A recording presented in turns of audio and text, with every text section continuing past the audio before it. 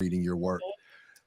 Similarly to that end, one of the organizations that she ended up forming, or that you write a good amount about, is in fact called the Universal Association of Ethiopian Women, the Mm-hmm. UAEW. Mm-hmm. And so, one, just in the name, with the idea, who we talk about, we talk about Ethiopian. But could Mm-hmm. you talk about that organization? Because the work that they got involved in, I definitely want to have you come back to some of what you've already mentioned in terms of rape and sexual violence and a number of different things. But could you talk about the UAEW? Yes. So the Universal Association of Ethiopian Women is a group that Queen Mother Moore formed along with her sisters, who were also, Garveyites and Black nationalists, when she returned to New Orleans in the late 1950s. It was a group of middle-aged Black women. So again, we're having this question of focusing, shifting the focus of organizing not only on young people, but to sustain organizing, because by this time she's in her 50s, right?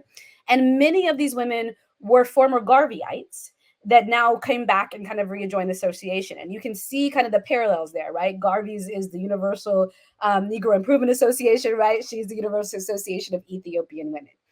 The Ethiopian part comes from her time as a Garveyite and a Black nationalist, and her heralding of Ethiopia as the one perpetually free Black nation, right? The one that was not colonized or taken over by Europeans, and kind of a promised land and an exemplar of Black nationalism. So when she's coming back after being gone for about 20 years in New York, this name signals to those in New Orleans that she is somebody who is adopting the kind of iconography and language of Garveyism as kind of an expression of her politics. So that's what they're about. But on their day-to-day level, it was really quite remarkable the things that they did, right? They had kind of a three-pronged focus. The first was freeing Black men in Angola prison, who were on death row for falsely accused for raping white women. And this was prevalent throughout the United States, but there was certainly an epidemic of this in Louisiana.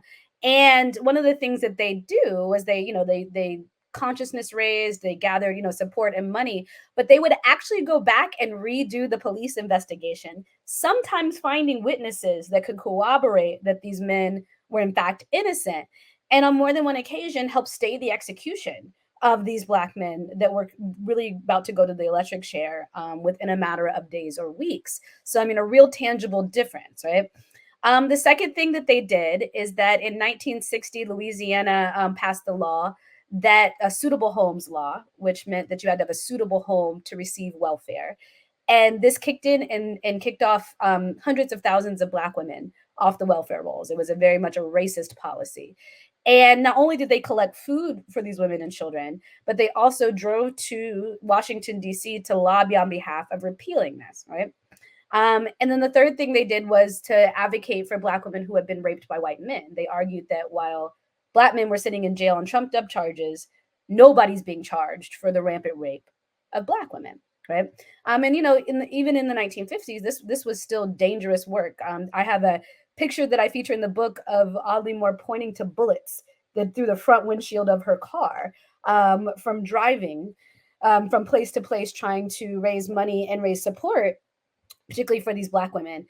So I want to indicate to people that this was, very serious and very dangerous and potentially life-threatening work to be doing in Louisiana in the late 1950s and early 1960s.